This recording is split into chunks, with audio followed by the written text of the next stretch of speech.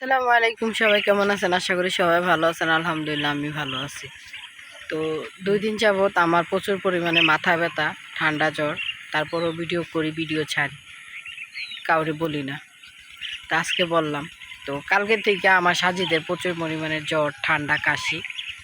তো আমার ছেলের যে জ্বর ঠান্ডা, কেউ খোঁজখবর নেওয়ার মতো কেউ নাই। যে কেউ ফোন দিয়া জিজ্ঞাসা করুক বা টাকা পয়সা দিয়ে এত দূরের কথা মানুষে কল দেওয়া জিজ্ঞাসা করুক, তা নাই।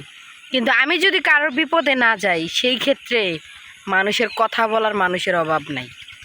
ঠিক আছে, আমি যদি কারোর বিপদে কোনো সময় হেল্প না করি বা মানে কোনো কিছু দিয়া যদি সাহায্য না করি, সেই ক্ষেত্রে যে ভাই কত ধরনের কত কথা হয়। ঠিক আছে, কিন্তু আমার ক্ষেত্রে কোনো কিছু হয় না। এই যে কাকগুলা দেখেন কি অবস্থা করতেছে, অনেক অনেক অনেক কাক।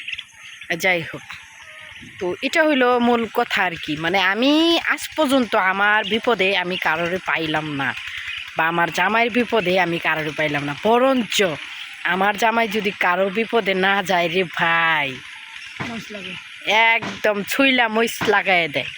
বুঝছেন, আমার কথাগুলো হয়তো অনেক খারাপ লাগবো, কিন্তু এই দিন দিন না, আরও দিন আছে।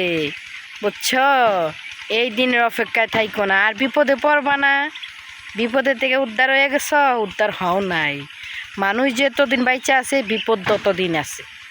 মানুষ মইরা গেলে গা বিপদ শেষ হয়ে যায়, আপদ বালা দূর হয়ে যায়। আর যতদিন বাইচা থাকবা ততদিন বিপদে আচর করতেই থাকে। তো এটাই মাথায় রাখো, তোমার বিপদ এখনো শেষ হয়ে যায়নি, আরও বিপদে পড়বা। তখন আমারে মনে পড়ো না বা মনে কইরো না। আমি এই দিনের অপেক্ষায় থাকলাম, বুঝছো।